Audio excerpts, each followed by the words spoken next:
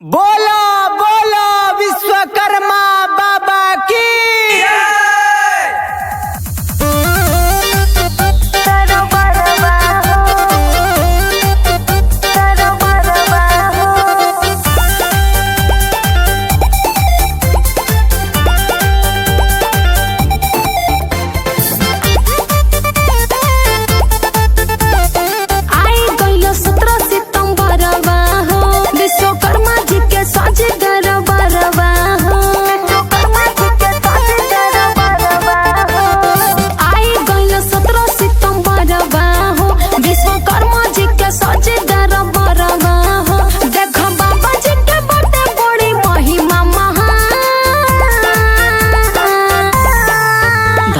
भक्ति में लगाला तुम विश्वकर्मा जी के कला पूजा।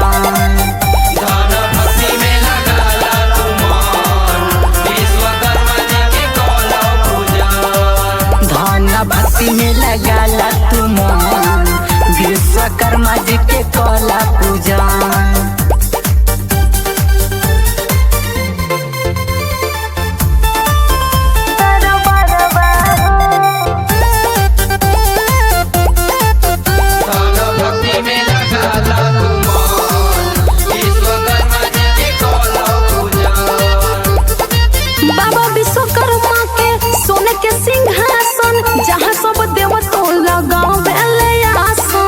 कृष्ण के बाबा हो द्वारिका बसावले, शस्त्र बना के देवता शक्ति बढ़ावले। शस्त्र बना के देवता शक्ति बढ़ावले।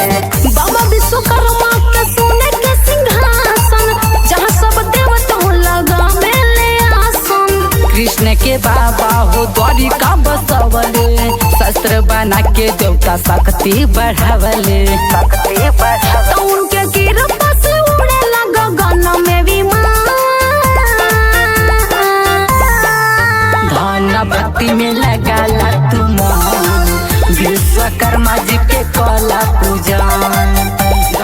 भक्ति में लगाला तुम विश्वकर्मा जी के कला पूजा। धन भक्ति में लगाला तुम विश्वकर्मा जी के कला पूजा।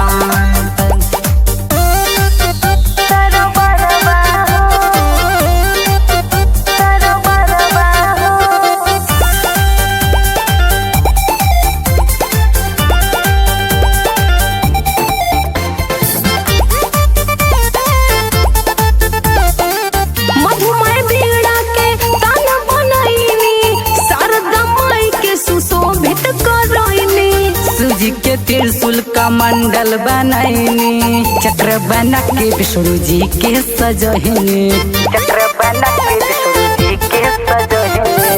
मधुमय बीड़ा के तानई बनाईनी, शारदा माई के सुशोभित कराईनी। सूर्य के त्रिशूल का मंडल बनाईनी, चक्र बना के विष्णु जी के सजहिनी।